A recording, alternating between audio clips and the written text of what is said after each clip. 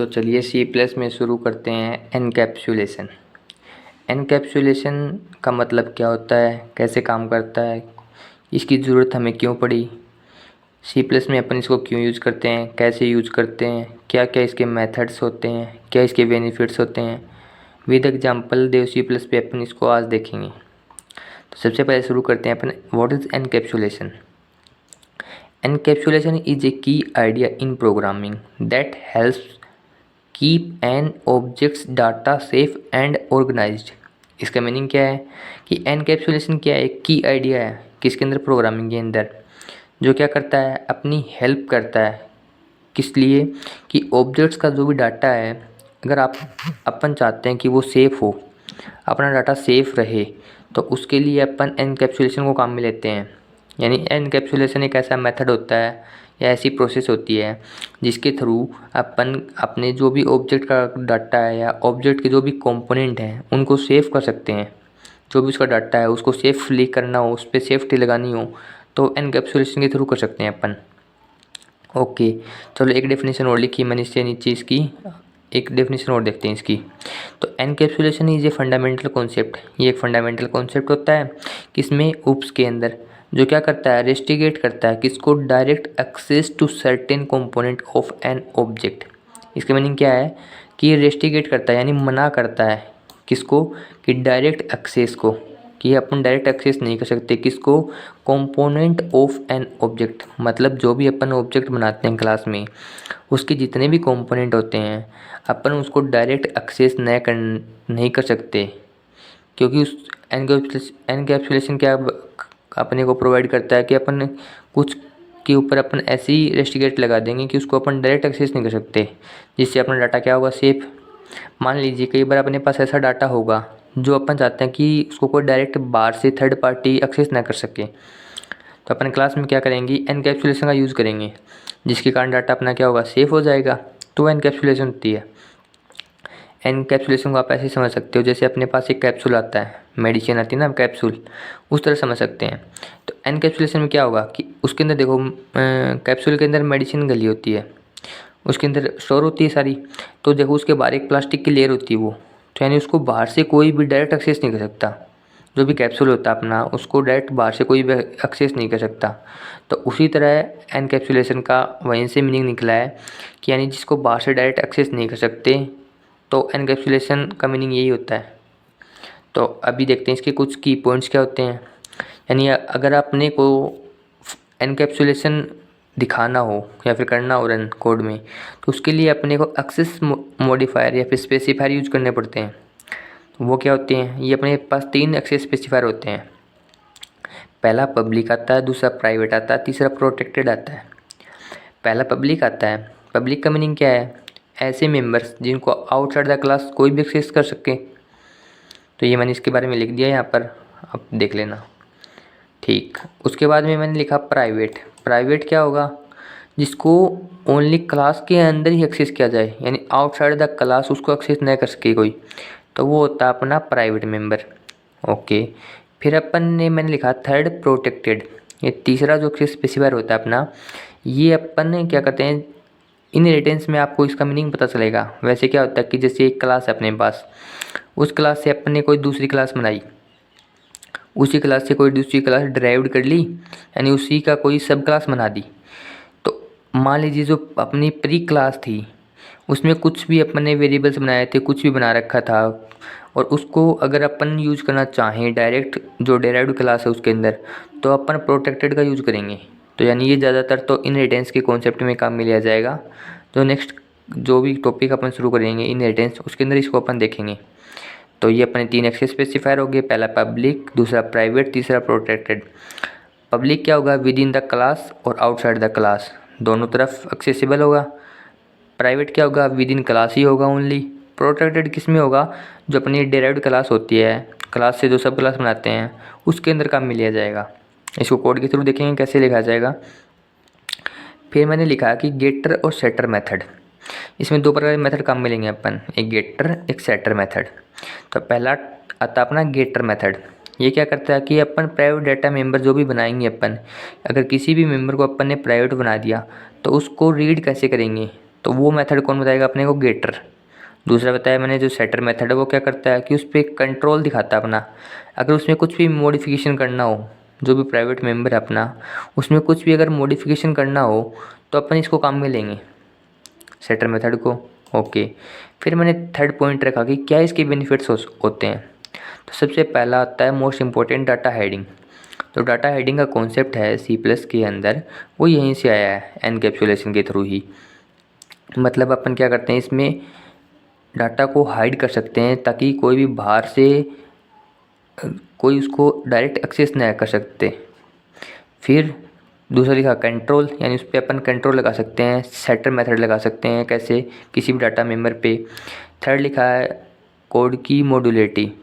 इससे अपन क्या है कि कोई भी डायरेक्ट क्लास के अंदर जो भी इम्प्लीमेंटेशन है उसको बाहर से कोई भी एक्स्ट्रा कोड उसको इफ़ेक्ट ना कर सके। वो जो थर्ड पॉइंट है जो मॉड्यूलिटी है, इससे कोड की मॉड्यूलिटी बढ़ जाती है, कोड रीयूजेबल अच्छा हो जाएगा इससे अपना, ताकि इसे कोड भी सेफ रहेगा। तो ये अपने 3 बेनिफिट्स हैं इसके। वैसे तो बहुत हैं, जो मेन है वो 3 ही है, कंट्रोल है, मॉड्यूलिटी बढ़ती है, और डाटा हेडिंग का जो कॉन्सेप्ट है वो यहीं से आता है। तो डाटा को सेव करना हो तो अपन एनकैप्सुलेशन काम में लेंगे। तो कैसे लेंगे वो देखेंगे देव सी प्लस पे अभी रन करके इसको। तो अभी इसका एग्जांपल देखते हैं देव सी प्लस पे। तो अपना एनकैप्सुलेशन समझ में आया क्या था कि ये क्या है, की आइडिया प्रोग्रामिंग का, जो क्या करता है अपनी हेल्प करता है किसमें, ऑब्जेक्ट को सेव, ऑब्जेक्ट का जो भी डाटा है उसको सेव करने के लिए। सीधा मतलब ये है, ताकि कोई भी उसको डायरेक्ट थर्ड पार्टी एक्सेस ना कर सके। तो ये अपना एनकैप्सुलेशन होता है। जो ये प्रोसेस होती है इसको एनकैप्सुलेशन बोलते हैं। तो इसको कोड के थ्रू देखते हैं, चलो देव सी प्लस पे। तो चलिए देव सी प्लस ओपन कर लिया है। अभी अपन एनकैप्सुलेशन का कोड लिखेंगे देव सी प्लस पे। आप इसको वी एस कोड पे भी लिख सकते हैं, कोई दिक्कत नहीं, बट मैं प्रेफर करता हूँ कि देव सी प्लस के लिए। तो चलो देव सी प्लस का कोड लिखते हैं। तो सबसे पहले अपन हेडर फाइल को इंक्लूड करेंगे इसमें। सबसे पहले हेडर फाइल लिखते हैं,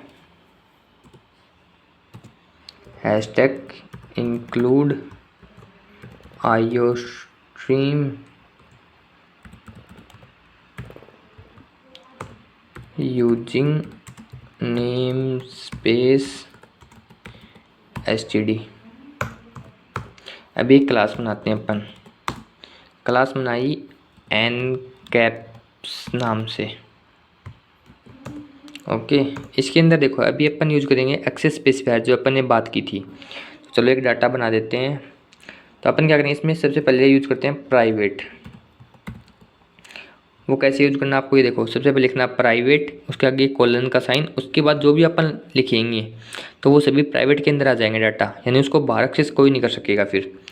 तो अब अपन एक वेरिएबल बना देते हैं, इंट सैलरी नाम से बना दिया चलो। यानी कि कोई भी एम्प्लॉय है उसकी सैलरी अपन ने क्या कर दी, हाइड कर दी, ताकि कोई बाहर बंदा ना देख सके उसको। अभी अपन जो भी डाटा बनाएंगे वो बनाएंगे पब्लिकली, यानी जो उसका कोई भी देख सकता है। इस डाटा को कोई भी एक्सेस कर सकता है, बाहर कोई भी देख सकता है इसको। तो वो क्या बनाएंगे अपन, उसके लिए अपन बनाते हैं नेम। अगले का जो नेम है उसको अपन दिखाते हैं किसके अंदर, पब्लिक में। तो क्या रखेंगे इसमें, नेम रख दिया, या मान लीजिए रोहित।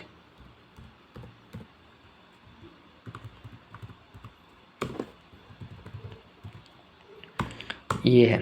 अभी अपने फंक्शन बनाएंगे जिसके थ्रू अपन सैलरी को और जो नेम है उसको प्रिंट करवाएंगे। तो एक फंक्शन बनाते हैं वॉइड नाम का, वॉइड जिसका रिटर्न टाइप हो, ऐसा एक फंक्शन बनाते हैं। ओके, तो ये फंक्शन बना देते हैं इन्फो नेम से। इसको कर देते हैं नेक्स्ट लाइन में, थोड़ा सही लगेगा।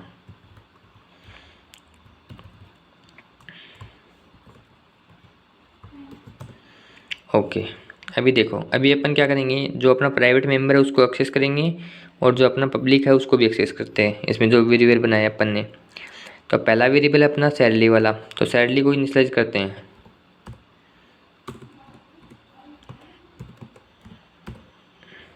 अरे सैलरी, सैलरी को इनिशियलाइज करेंगे किसके थ्रू, एज ए पैरामीटर पास करेंगे वहाँ से एक्स। इसको एक्स को करा देंगे कॉपी किसके अंदर, सैलरी के अंदर। नेम अपने पास है, तभी अपन सी आउट करवाते हैं दोनों को। सी out my name is,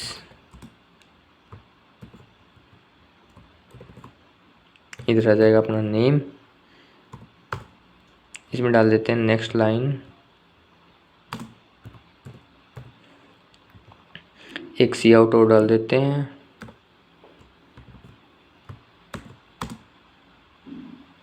/n and your salary is RS।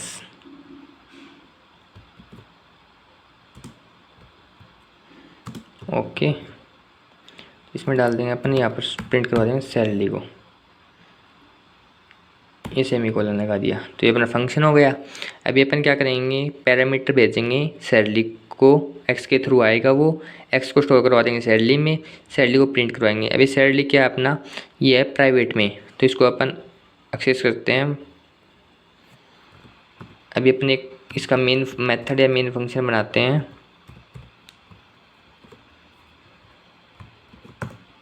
Okay, तो देखो सबसे पहले अपन क्या करेंगे, क्लास का ऑब्जेक्ट क्रिएट करेंगे। तो क्लास का नाम क्या है अपना, एन कैप्स। अभी बनाया इसका ऑब्जेक्ट, तो ये अपना ऑब्जेक्ट आ गया। तो ऑब्जेक्ट अगर नहीं पता, क्लास नहीं पता क्या है, तो पहले ये इसकी वीडियो की मैंने डाल रखी है, तो आप वो देख लेना पहले।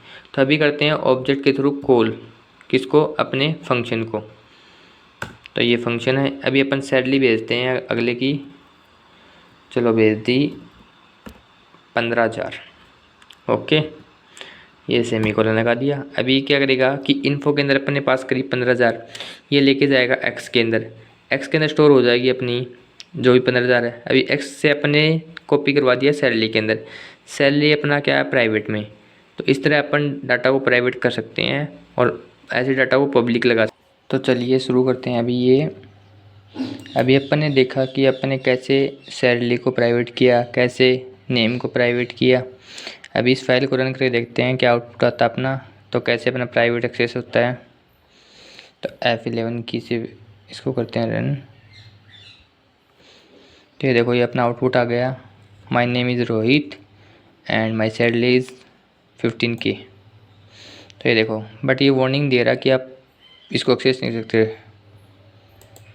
तो इसका आउटपुट देख सकते हो आप, थोड़ा सा बड़ा कर देता हूँ, ये देखो। तो इस तरह अपन डाटा वो प्राइवेट और पब्लिक लगा सकते हैं। जो प्रोटेक्टेड है वो अपन नेक्स्ट वीडियो में देखेंगे, जब अपन इनहेरिटेंस को शुरू करेंगे तब अपन देखेंगे कि कैसे अपन प्रोटेक्टेड को यूज़ कर सकते हैं उसके अंदर। ओके, तो ये अपन ने प्रोग्राम के थ्रू देखा कि